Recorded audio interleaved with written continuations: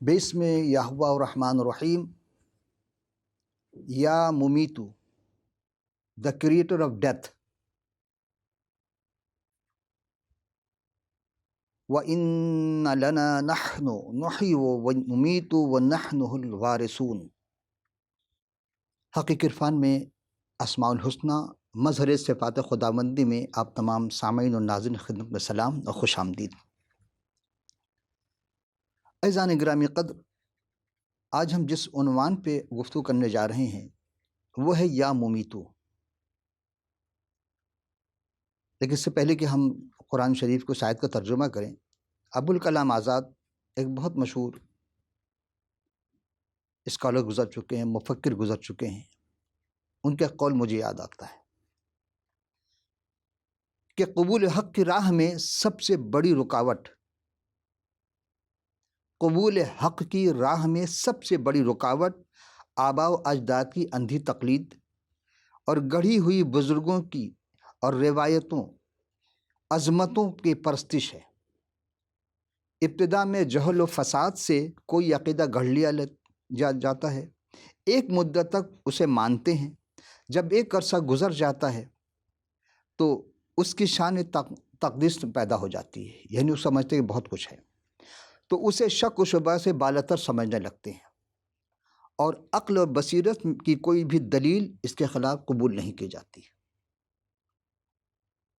آج حقیقی عرفان کے توسط سے اسماء الحسنہ مظہر صفات خداوندی میں جس اسم کا ہم نے انتخاب کیا ہے، چنا ہے، وہ ہے یا ممیتو. قرآن شریف کے کسی بھی پارے کی کسی بھی آیت میں ہمیں یہ لفظ یا اسم صفات نہیں ملا، لیکن سرنامہ کلام میں قرآن شریف کی آیت پارہ 14 سورہ حجر اور آیت نمبر 23 وَإِنَّ لَنَحْنُ نُحْيِي وَنُمِيتُ وَنَحْنُ الْوَارِثُونَ، اور یقیناً ہم ہی حیات بخشتے اور ہم ہی موت دیتے ہیں اور ہم ہی سب کے وارث ہیں. کون کہہ رہا ہے؟ یہ خدائے رب الجلال کے لیے ہے کہ وہی اس نے سب کو پیدا کیا ہے، وہی زندگی عطا کرتا ہے، وہی موت دیتا ہے. پھر ایک اور مقام پر سورہ آل عمران 4 پارہ ہے، تیسرا سورہ ہے، اور اس کی آیت نمبر 156 وَاللَّهُ يُحْيِي وَيَمِيتُ وَاللَّهُ بِمَا تَعْمَلُونَ بَصِيرٌ. اور زندگی اور موت تو اللہ ہی دیتا ہے اور اللہ تمہارے سب کاموں کو دیکھ رہا ہے. ایضاً دیکھیں، ایک لفظ ہے نمیت، ہم نے جو پہلی آیت سورہ حجر میں اور دوسری آیت سورہ آل عمران اس میں یمیت، یہ دونوں موت سے ہی نکلا ہے، لیکن ممیت لفظ آپ کو کہیں نہیں ملے گا. فروز اللغات میں ہم جب دیکھتے ہیں تو ممیت کے معنی ہے مارنے والا، اور اللہ تعالیٰ کے ایک صفاتی نام، بس یہ دو ہی بات لکھی ہے، اور صفحہ نمبر ہے 1287. لیکن اب یہ سوال پیدا ہوتا ہے کہ آخر رب تعالیٰ یہ اسم صفاتی یا ممیت کب، کس وجہ سے اور کس کو حکم دیا تھا، یعنی وجوہات کیا تھی یہ ممیت کا لفظ استعمال کیا گیا موت کا. تو عزیزان گرامی، آپ غور کریں کہ کہیں ایسا تو نہیں یہ جو لفظ ممیت ہے، موت دینے والا، یہ کہیں سابقہ آسمانی کتابوں سے تو نہیں، یعنی کہ توریت شریف، زبور شریف یا انجیل شریف یا صحائف انبیاء میں سے تو نہیں کہیں، یقیناً ہوں گی. مثلاً کہ اگر کوئی ایک باپ ہے اپنے بیٹے سے پیار کرتا ہے، کیا اسے جان سے مارے گا بھی؟ دھمکی تو دے سکتا ہے کہ تیرے پیر توڑ دوں گا، ہاتھ توڑ دوں گا، یہ کر دوں گا، فلاں کروں گا، جان سے مار دوں گا، لیکن باپ مارتا نہیں ہے. وہ کوئی ظالم ہی ایسا ہے جو اپنے کسی بات کی وجہ سے غصہ میں آ کر کے اور ابلیس کے شکنجے میں گرفتار ہو کر وہ اپنے بچوں کو قتل کر دیتا ہوگا، لیکن ایسا نہیں ہے. اب پھر سوال آپ اٹھائیں گے، پھر ابراہیم نے کیوں کیا تھا؟ وہ حکم خداوندی تھا، آزمائش تھی ابراہیم علیہ السلام کے لیے. تو کیا انہوں نے بیٹا کو ذبح کیا؟ نہیں، لے گئے، سب کچھ کیا، لیکن اس کی جگہ خدا نے ایک جانور کو بھیجا، ایک برے کو بھیجا، ایک بھیڑ کو. تو اب ہم پھر دوبارہ چلتے ہیں کہ آئیے اس کتاب کا تذکرہ کرتے ہیں کہ کیوں، کب اور کس کی وجہ سے یہ بات ہوئی تھی. تو آئیے کتاب مقدس یعنی توریت شریف، یہ پہلی کتاب تکوین یا پیدائش کہتے ہیں، اس کا دوسرا سورہ ہے، دوسری رکوع کی 15 تا 17 آیت، 3 آیت کی تلاوت کرتے ہیں، پھر دیکھتے ہیں کہ اس کے اندر کیا واقعہ ہے. اور خدا نے آدم کو لے کر باغ عدن میں رکھا کہ اس کی باغبانی و نگہبانی کرے، اور خداوند نے آدم کو حکم دیا کہ تو باغ کے ہر درخت کا پھل بے روک ٹوک کھا سکتا ہے. کیا کر سکتا ہے؟ پھل کھا سکتا ہے. لیکن 17ویں آیت، لیکن نیک و بد کے پہچان کے درخت کا کبھی نہ کھانا، کیونکہ جس روز تو نے اس میں سے کھایا تو مرا. یہ پہلی بات، موت کا تذکرہ خدا نے کہہ دیا، انڈیکیٹ کر دی. اور پھر ابلیس نے ان کو بہکا دیا، اور اس کے بہکاوے میں آ کے اس شجر ممنوعہ جس کو اللہ نے منع کیا تھا اسے کھا لیا. کیسے؟ اس کا ایک تذکرہ ہم قرآن شریف کے سورہ بقرہ اس کے 35ویں نمبر آیت سے ہم لے رہے ہیں. وَقُلْنَا يَا آدَمُ اسْكُنْ أَنْتَ وَزَوْجُكَ الْجَنَّةَ وَكُلَا مِنْهَا رَغَدًا حَيْثُ شِئْتُمَا وَلَا تَقْرَبَا هَٰذِهِ الشَّجَرَةَ فَتَكُونَا مِنَ الظَّالِمِينَ. اور اللہ نے آدم سے کہا کہ تم اور تمہاری بیوی دونوں اس باغ میں رہو اور جو جی چاہے کھاؤ، لیکن جو درخت ہے اس کے قریب بھی مت جانا ورنہ ظالمین میں شمار ہو جاؤ گے. ابھی تو ظلم نہیں کیا انہوں نے، پھر ظالمین کا لفظ اس سے پہلے بھی کوئی مخلوق تھی جنہوں نے ظلم کیا تھا، اور اس کو خدا نے سزا دی اور اس کو اس عہدے سے ہٹا دیا. یعنی جو بھی خدا کے حکم عدولی کرتا ہے تو خدا نے یہ فرمایا. ایک آج بھی دیکھ لیں، ہمارے زمانے میں ہم اپنے وقت میں دیکھ لیں، یہ اور باتیں سفارشی بہت ساری آتی ہیں، سفارش میں ہم بہت سی چیز کو نظر انداز کر دیتے ہیں، لیکن قانون میں ہے کہ اگر کوئی اس عہدے کا غلط استعمال کرتا تو اس عہدے سے ہٹا دیا جاتا ہے. ابلیس نے بھی غلط استعمال کیا، اس کو ہٹا دیا. اور باغ عدن میں جہاں آدم علیہ السلام کو رکھا گیا تھا، حوا بھی تھے، وہ درخت یہ پہلے ہم تذکرہ کر چکے، لیکن مختصر یہ کہ حکم عدولی ہوئی، خدا نے ان کو اس عہدے سے یعنی باغ عدن سے نکال دیا گیا انہیں دونوں کو. ایک اور چیز، جب ہم تذکرہ کرتے ہیں کہ موت کیا ہے، اب سوال یہ پیدا کہ پہلی بات ہم نے کیا کہ آپ سے یہ موت کا تذکرہ کس سے کیا؟ خدا نے آدم سے کیا تھا کہ تو نے اس درخت کا پھل کھایا، قریب میں جانا، چھونا بھی نہیں، کھا لیا. حوا کے ذریعے دونوں کو سزا مل گئی، لہٰذا وہ عہدہ سے دور ہو گئے. تو کیا کہا؟ مر جائے گا انسان، یعنی موت واقع ہو جائے گی. تو موت کیا ہے؟ جدائی کو کہتے ہیں، موت مفارقت کو کہتے ہیں، موت ایک مقام سے دوسرے مقام یعنی پستی میں چلا جانا کو بھی کہتے ہیں، موت انتقال کو بھی کہتے ہیں، موت مر جانا کو بھی کہتے ہیں. کئی معنی میں استعمال ہوئے ہیں. انتقال ایک مقام سے دوسرے مقام پر منتقل ہو جانا. لیکن انسان کسی سے بھی جدا ہو جائے لیکن خدا سے جدا نہ ہو. اگر خدا سے جدا ہے پھر کچھ بھی ہاتھ اس کے نہیں آئے گا. آئیے اب ہم دیکھتے ہیں کہ موت ہے کیا چیز. ہم نے ابھی آپ کی خدمت میں توریت شریف اس کی پہلی کتاب پیدائش یا تکوین اس کے دوسری باب کی 3 آیت ہم نے تلاوت کی تھی، 15 سے 17. اب ہم قرآن شریف سے ایک اور آیت لیتے ہیں، اور یہ ہے 29واں پارہ سورہ ملک، 67واں سورہ ہے، اور پہلی اور دوسری آیت یہ مکی سورہ ہے. تبارک الذی بیدہ الملک وہو علی کل شیء قدیر الذی خلق الموت والحیات لیبلوکم ایکم احسن عملا. یعنی پاک ہے وہ ذات جس کے ہاتھ میں ساری ملکیت ہے یا جو مالک ہے اور وہی ہر شے پر قادر رکھتا ہے، قدرت ہے اس کی. بے شک اسی نے موت اور حیات کو خلق کیا. یہاں موت کا تذکرہ پہلے ہو رہا ہے اور وہاں پہلے زندگی کا تذکرہ ہے. یہ موت اور حیات دونوں کا خالق کون ہے؟ رب العالمین ہے، وہ خدا قادر مطلق ہے. اچھا کیوں خلق کیا؟ تاکہ تمہیں آزمائے. اب سوال یہ پیدا ہوتا ہے کہ عمل قابل قبول ہے یا ایمان؟ بہترین عمل اگر ہم لے کر جاتے ہیں اس کی بارگاہ میں اور ہمارے پاس ایمان نہ ہو تو کیا وہ قابل قبول ہے؟ اچھا ایمان ہے ہمارے پاس کامل لیکن ہم نے عمل نہیں کیا تو یہ قابل قبول ہے. لیکن کیا ہے کہ ایمان کے ساتھ عمل کا ہونا ضروری ہے. ایمان ہی کے بیس پر عمل کی بنیاد ہے. یعنی ایمان کو بیس قرار دیا گیا، اس کو جڑ قرار دیا گیا ہے، اصول بتایا گیا ہے، اور اس کے بعد عمل ہے. اگر عمل ہے ایمان نہیں تو بیکار ہے ساری چیزیں. بہت سارے لوگ نیک عمل کر رہے ہیں لیکن ایمان نہیں ہے تو خدا کی بارگاہ میں اس کی نگاہ میں وہ شخص تو نیک عمل کر رہا ہے لیکن اس کی کوئی جزا نہیں ہے، بس دنیا میں اس کو جزا دے دی جائے گی.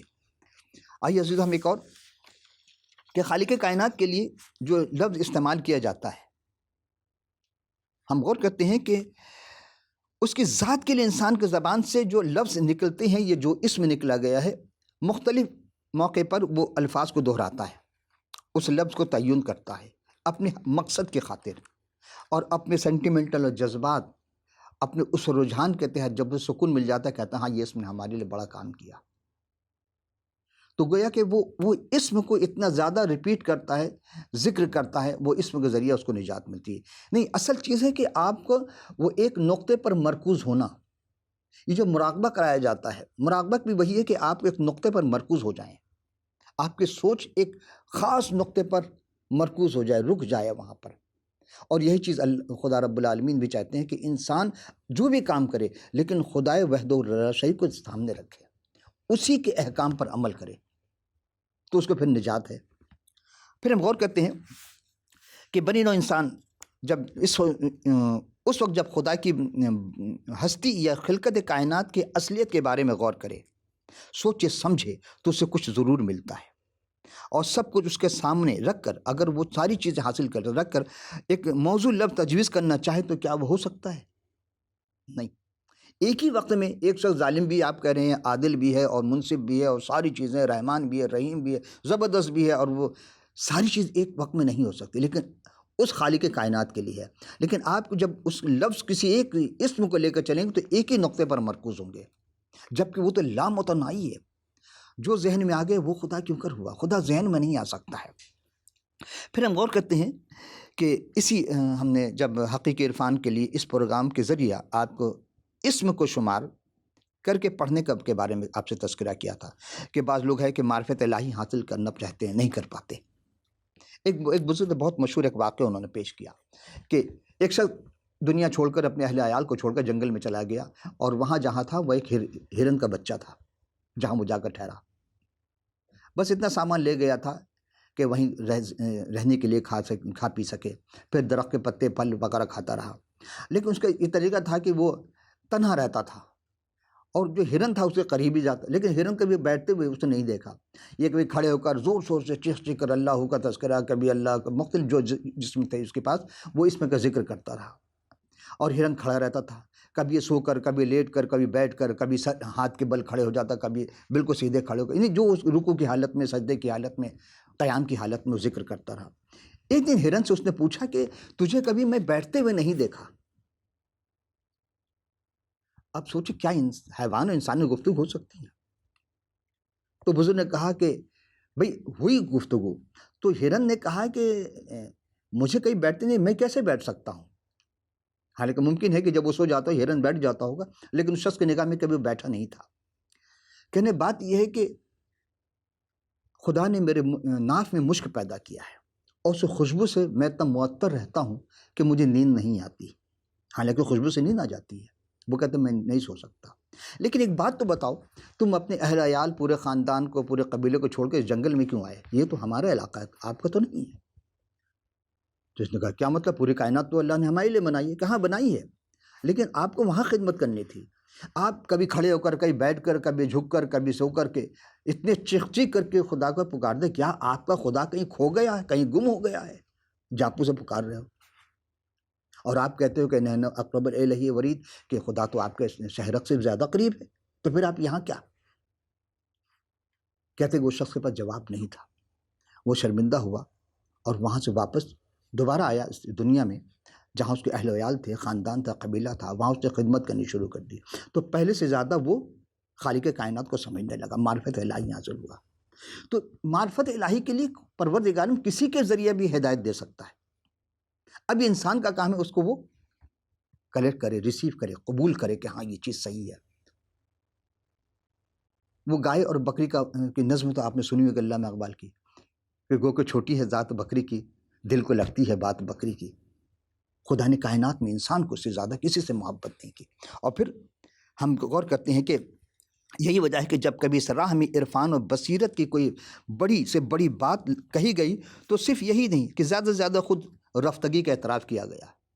آپ کسی بزرگ کے پاس چلیں کہ فلاں اسم کا تذکرہ کریں، وہ جھومنا شروع کر دیتے ہیں، واہ واہ سبحان اللہ کیا بات ہے، لیکن جب اس کے اغراض و مقاصد پوچھے جائیں کہ جو اسم ہے خدا نے کیوں رکھا ہے، یہ کس نے رکھا، تو بہت یعنی اب تک ایسے عارف نہیں ملے جو اس راز سے پردہ اٹھا سکیں۔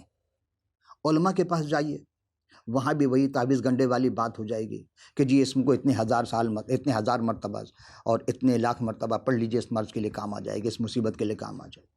بھئی مصیبت آئی کیوں؟ پہلے ہم یہ دیکھنا ہے ہماری کوتاہی، ہماری غلطی، ہمارے گناہ تو نہیں ہیں کہیں درمیان میں ہوتی؟ تو اس کی معافی مانگی اس کو رب العالمین کے بارگاہ میں یقین کامل کے ساتھ. اگر آپ نے ایک دفعہ بھی پڑھ لیا یقین کامل کے ساتھ تو 1000 پہ بھاری ہے. مثال دو آپ کو، بتائیے 1 روپیہ زیادہ ہے یا 1 لاکھ؟ آپ جس سے پوچھیں گے نہیں لاکھ تو بہت بڑا. بالکل. کیا 1 پیسہ زیادہ ہے یا 1 لاکھ روپیہ؟ اب پھر سوال، اب تو روپیہ سے میں پیسے پہ آ گیا ہوں، اب تو پیسے چلتے بھی نہیں ہیں. کہا کہ نہیں لاکھ بڑا ہے. نہیں، خدا دل کو دیکھتا ہے، نیت کو دیکھتا ہے، اعتقاد کو دیکھتا ہے. کہ وہ آپ کو یاد ہوگا ایک میں نے واقعہ بتایا تھا کہ وہ 2 دمڑی ایک ضعیفہ نے ایک خدا کے گلے میں ڈالی تھی اور لوگ اپنی اپنی استطاعت کے مطابق لا کر ڈال رہے تھے. تو جناب مسیح نے کیا فرمایا کہ سب سے زیادہ خدا کے گلے میں اسی ضعیفہ نے ڈالا، اسی بیوہ ضعیفہ نے ڈالا. کیوں؟ اس کے پاس اثاثہ وہی 2 دمڑی تھی. تو جس نے ڈالا اپنی استطاعت کے مطابق اپنے پیسے کو بچا کر کے 10واں حصہ ڈالا، اور جس کے پاس کل کا کل تھا دے دیا. تو اب جو خدا کی راہ میں اگر 1 پیسہ دے دیتا ہے یا 1 روپیہ دے دیتا ہے اور جو دکھا کر لاکھوں روپیہ دیتا ہے، تو اب بتائیے کون سا زیادہ فائدہ مند رہا؟ خدا کی نگاہ میں کون قبول کیا؟ 1 روپیہ 1 لاکھ. آج تو بہت زیادہ ٹی وی سیشن ہوتے ہیں، چیک دے دی جاتی، چیک کیش نہیں ہوگا، آپ بھاگتے رہیے جی فلاں کوئی بیوہ تھی ان کو اتنے لاکھ کا چیک دیا گیا، فلاں حادثے میں شکار ہو گیا، اس کو اتنے 5 لاکھ کا لیے. وہ لاکھ تو ضرور آنے زبان پر میڈیا میں شو کر رہی ہے، لیکن کیا اس غریب کو ملا؟ نہیں ملا.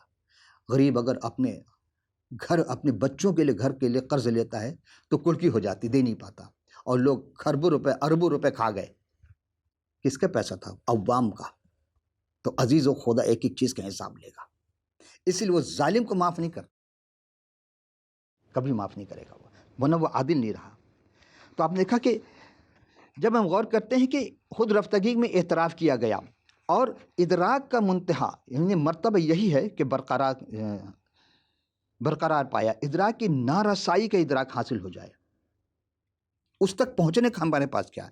تو عرفہ کے دل میں زبان کی صدا ہمیشہ یہی رہے کہ رب زدنی فیکا تحیرا، یعنی خدایا ایسا کر کے تیری ہستی میں میرا تحیر بڑھتا رہے. یعنی اپنے آپ کو ہم انسان کیا کرتا ہے؟ بڑھاتا رہے. تحیر جہل میں نہ ہو بلکہ معرفت کا نتیجہ نکلے. اور حکمہ کی حکمت اور دانش کا بھی یہی فیصلہ ہوا کہ معلوم شد کہ ہیچ معلوم نہ شد. معلوم کیا لیکن کیا معلوم ہوا؟ کہ کچھ بھی معلوم نہ کر سکے. بھلا اس پہ کوئی غور کر کے کیا حاصل کر سکتا ہے؟ وہ بغیر کسی ایسے تصور کے پوری نہیں ہو سکتی جو کسی نہ کسی شکل میں اس کے سامنے آئے.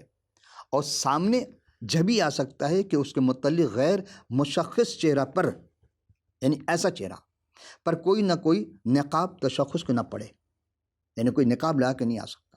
اور وہ جب سامنے آ جائے گا تو اسے تسلیم کرنا پڑے کہ ہاں یہ وہی ہے. میں بہت ادق بات شاید کہہ گیا کہ کیا خدا لباس انسان میں آیا کہ نہیں آیا، اور جب آیا تو کیا کیا اس نے. بھئی ایک جگہ ہے کہ لکھتے ہیں کہ دین کے مقصد میں ایک اہم خدا کے صفات ٹھیک ٹھیک تصور دینا. اب جب خدا کو دیکھیں نہیں تو تصور کیسے لا سکتے ہیں آپ؟ جب ایک چیز کو ہم نے دیکھے نہیں اس کے بارے میں کیسے تصور کر سکتے ہیں؟ نہیں کر سکتے. خدا کو کس تصور میں لائیں گے جو نہ صورت میں مقید ہے، نہ شدہ میں زنجیر ہے، نہ اسے کوئی آپ مشابہ بتا سکتے ہیں، کوئی نہیں بتا سکتا. پھر کیسے لائیں گے؟ تو اسی لیے انسان کو خدا پرستی کی راہ میں جس قدر ٹھوکریں لگی ہیں وہ صفات الہیہ کے تصور میں لگی ہیں. کسی نے سمجھا خدا کی ناک اتنی بڑی ہے، اس نے خدا کو بڑے ناک والا بنا دیا، اس کو بھگوان کا پوج رہے ہیں. کسی نے کچھ سمجھا، کسی نے کہا کان بڑے ہوں گے، انہیں ہاتھی جیسے کان بنا دیے. تو جو جیسا سمجھا خدا کو ویسا ہی ہے. لیکن اس قول کی اہمیت اس وقت واضح ہوتی جب ہم دیگر مذاہب کے پیروکاروں کی اس راہ میں لغزشوں کا مطالعہ کرتے ہیں. انسان خدا کے وجود کو ماننے کا لازمی نتیجہ تھا کہ اسے جاننے کی کوشش کرے.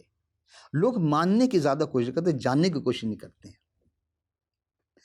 تو ذات کے تعارف و قربت اور شخصی ذہنی رشتہ کے استوار سے صفات کے تصور میں کے ذریعے ہی ممکن ہے. یعنی جب تک رشتہ آپ نہیں قائم کریں گے اس وقت تک تصور نہیں ہوگا. ایک عام آدمی کو آپ رشتہ نہیں بنا سکتے جب تک جانچیں گے نہیں، پرکھیں گے نہیں. پڑوس میں کوئی بھی رہتا ہو، جب تک جانچ پرکھ نہیں لیتے اس وقت ان سے دوستی نہیں کرتے آپ. کلاس میں سارے بچے سے سب کی دوستی نہیں ہوتی ہے، مخصوص سے دوستی ہو جاتی ہے. کہلاتا وہ پوری کلاس کا ہے. یہی آفس کا ہے جہاں آپ کام کر رہے ہوں گے. کیا سب سے دوستی سلام دو سب سے ہوتی ہے، لیکن دوستی چند اشخاص سے ہوتی ہے جس کے آپ دل کی بات کہہ سکیں. عزیزم، انسان کے لیے لازمی ہے کہ تفکر و تعقل کی راہ میں سنگ ہائے گراں سے بچنے کے لیے رب تعالیٰ کے رسولوں کی دستگیری کی ہے رسولوں نے بھی. تو اسی لیے کہا، ہم جب غور کرتے ہیں کہ علماء، عرفاء اور حکماء کے تجربات کا اضافہ نہیں، یعنی اسماء الہیہ میں ان کا کوئی اضافہ نہیں ہے، بس پڑھ لو اتنی دفعہ لاکھ دفعہ. ہاں، جب ہم شعرا پہ نگاہ ڈالتے ہیں تو صرف آج 3 شعرا کا ہم تذکرہ کریں، صرف 3 شعر پڑھیں گے، اس کے بعد ہم آگے چلیں گے. تو غالب نے کہا کہ تھک کے ہر مقام پر 2-4 رہ گئے. بہت تلاش کی، اس کو ڈھونڈنے کی کوشش کی، تھک کے ہر مقام پر 2-4 رہ گئے، تیرا پتہ نہ پائیں تو ناچار کیا کریں. اب خدا کو کہاں ڈھونڈیں گے؟ کوئی مقام، کوئی گھر تو ہے نہیں اس کا. داغ دہلوی کہتے ہیں، مرزا داغ دہلوی کہتے ہیں کہ لوح و کرسی پہ کیا خدا ملتا، آگے چلتے تو کچھ پتہ ملتا. ہم لوح کرسی پر جا کر رک گئے. بہت زیادہ مصیبت کہیں جی آپ آیت الکرسی پڑھنا شروع کر. بالکل صحیح، خدا کو وہ نہ اونگتا ہے، لیکن ہم سمجھ کے نہیں پڑھتے ہیں، نہ اسے اونگ آتی نہ نیند آتی، اور اس کے سوا کوئی بات کے لائق نہیں ہے. بالکل، لیکن جب تک اسی ایمان و یقین کے ساتھ نہیں پڑھیں گے بیکار ہے. آخری سے امیر بینائی نے کہا کہ پڑھا ماں عرفہ نہ کا برسوں امیر، کچھ تو معرفت اس کی حاصل ہوئی. پڑھنے سے اگر معرفت مل جاتی ہے تو عارف کہلائے گا وہ. اور عارف وہی ہوتا ہے، سب عارف نہیں ہوں گے، عارف باللہ ہوتے ہیں، لیکن وہ لاکھوں میں ایک بنتا ہے. کیوں؟ اس لیے کہ جب تک اس کو عرفان حاصل نہیں ہوگا وہ اس ذات تک نہیں پہنچ پائے. ذات تک تو پہنچے، صفات میں اس کو تلاش کرے گا تو کہیں نہ کہیں وہ ذات بھی اس کو نظر آ جائے گی. تو اسی لیے ہم جب یا ممیتوں کا ہم ذکر کرتے ہیں تو ہم دیکھتے ہیں صاف ظاہر کہ خدا ہر کام کے برابر لانا چاہتا ہے، ہر کام کو اس کے مقام پر رکھنا چاہتا ہے. اسی لیے اس نے عدل و انصاف کو بھی رکھا تاکہ جس کا جو مقام ہے اس مقام پر تک لے جایا جائے، اس مقام اس ملے. جیسا کام ویسا انعام، اور کام نہیں کیا تو پھر سزا. تو خدا نے جناب نوح 600 سال ہوئے تبلیغ کرتے رہے، لیکن کتنوں نے ایمان لایا؟ کل معدود چند وہ تھے. ان کو 3 صاحبزادے، یعنی سام، حام، یافت، جس سے پوری دنیا پھر نسل چلی، اور ان کے 3 بہویں. اور وہ جو جانور حلال و حرام جانور جو رکھے تھے کشتی میں، وہ جانور بچے. اس سے پہلے انسان پھل فروٹ اور ساگ کھایا کرتے تھے، لیکن طوفان نوح کے بعد خدا نے پھر جانوروں کو کھانے کا حکم دیا، اس سے پہلے نہیں کھاتے تھے. پھر آپ دیکھیں گے کہ جو ظلم کیوں طوفان لایا، اس لیے کہ لوگ بت پرستی میں اتنے آگے بڑھ گئے تھے، گناہ میں اتنے گر گئے تھے. جب کون سے گناہ؟ یعنی کہ جو نسل تھی، جو خدا کے ماننے والے لوگ تھے، وہ انہوں نے کیا کیا کہ بت پرستوں کے جا کے شادی کر لی. وہ ان کی یہاں بھی وہی بت پرستی شروع ہو گئی، تو یہ گناہ پہ گناہ ہونا شروع ہو گیا. پھر خدا تو اللہ تو برداشت نہیں کر سکتا چیز کو کہ اس کو چھوڑ کر کوئی کسی اور کو کھائے، اس لیے اس نے غرق کر دیا پوری دنیا. پھر آپ دیکھیں گے جناب ابراہیم کے زمانے میں کیا ہوا، نمرود، اس نے خدائی دعویٰ کیا. پھر آ جائیں جناب موسیٰ علیہ السلام کے زمانے میں کیا ہوا، کیا فرعون بچا؟ اپنا لاؤ لشکر لے کر خدا نے اس کو غرق کر دیا. یعنی کہ خدا موت ایسے نہیں دیتا ہے، وہ تنبیہ کرتا رہتا ہے، بار بار انہیں سمجھاتا رہتا ہے، پیغمبر اسلام کے ذریعے، پیغمبروں کے ذریعہ، انبیاء کے ذریعہ، رسولوں کے ذریعہ میسج بھیجتا رہتا ہے کہ جاؤ جا کر سمجھاؤ. 10 مرتبہ خدا نے فرعون کو معاف کیا تھا، مختلف عذاب، کبھی جوئیں کا، کبھی میڈک کا، کبھی کسی چیز کا، پانی کو خون کر دیا، بہت سارے، لیکن وہ نہیں مانا. کیوں؟ کہ خدا بار بار یہ کہتا تھا کہ میرے ان لوگوں کو جانے دے. جو خدا کے بندے تھے ان پر فرعون ظلم کرتا تھا، تو پتہ چلا کہ فرعون کے ماننے والے اور تھے اور خدا کے ماننے والے اور تھے. تو خدا تو برداشت نہیں کیا، اس رب العالمین نے برداشت نہیں کیا. اور پھر اس رات کہ خدا کی عبادت سے جو روک دے گا سمجھو وہ بڑا ظالم ہے. اور پھر اس نے کیا کیا؟ فرعون کو غرق کر دیا. آج اس کی لاش محفوظ ہے، کہتے جی عبرت کے لیے، تو لوگ تو جا کے وہ تو ٹکٹ لگے ہیں وہاں، تو پیسہ خرچ کر جا کے دیکھتے ہیں کیا حاصل کر لیا انسان نے اس سے عبرت. آج بھی کرتے پھر رہے ہیں. عزیزو، جب ہم صفات الہیہ پر غور کرتے ہیں، اردو زبان میں موجود مذہبی علوم کے ذخائر تو ہیں، لیکن الہیات، صفات الہیات یا الہی صفات پر خاطر خواہ توجہ نہیں دی گئی ہے۔ تفاسیر میں اسماء الحسنہ پر سرسری اور ناکافی سطح پر تبصرہ کیا گیا، علیحدہ کتابیں لکھی گئیں تو بتلایا گیا کہ کون سے اس میں دنیا میں کتنی دفعہ پڑھی جائے وغیرہ وغیرہ، یہ ساری باتیں۔ تو صفت الہیہ کا مطالعہ اس پر غور و غوص کہ انسانی سیرت کی تعمیر نہیں ہو سکی۔ یہ بات دل و دماغ میں نقش ہو گئی کہ وہی عظیم ہے، وہی کبیر ہے، وہی سب کچھ ہے، وہی اعلیٰ ہے، وہی اول ہے، وہی آخر ہے، وہی الفا ہے، وہی اومیگا ہے، اور وہی دوبارہ آئے گا اس دنیا میں۔ کون؟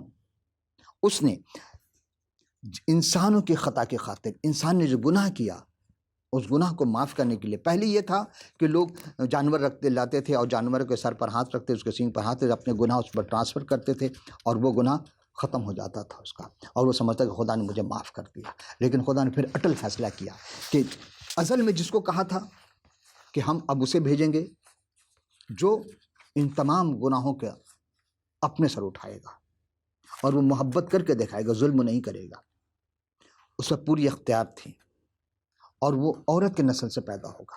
یہ ساری باتیں ہم پہلے کر چکے، اور ایک ہی ہستی جناب مسیح۔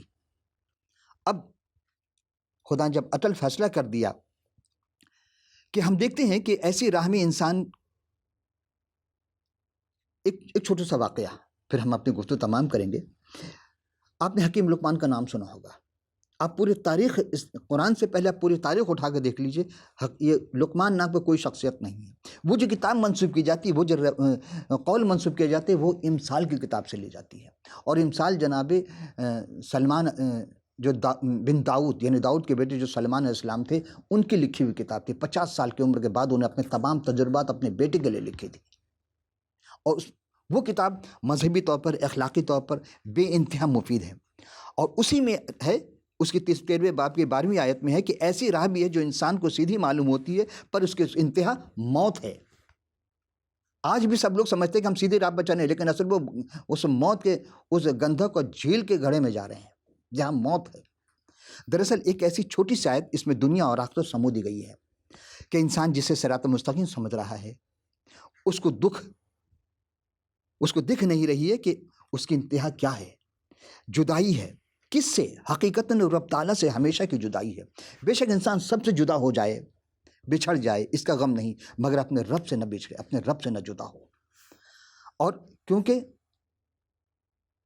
رب سے نہ جدا ہو، آمین، آپ بھی رب سے نہ جدا ہوں، لیکن اس کے لیے پھر کیا کہ اور گناہی کی وجہ سے جدائی ہوتی ہے، اور اپنے گناہ یا خطا کے بخشش کے لیے کفارہ ہے کے لیے کیا کرتے؟ قربانی کرتے تھے۔ خدا نے اٹل فیصلہ کر دیا کہ مکمل کفارہ اپنے بیٹے کی شکل میں پیش کر دی، اور ہماری نظر میں وہ ہم تسلیم نہیں کر پا رہے اس کفارہ کو۔